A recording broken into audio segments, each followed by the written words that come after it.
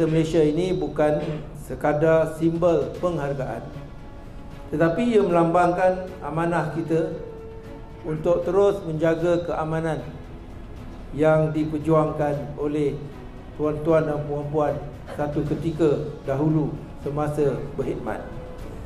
Dalam kita mengenal jasa perwira negara dan menghayati sejarah perjuangan mereka, kita juga harus mengambil iktibar yang sewajarnya demi masa depan untuk negara yang lebih sejahtera.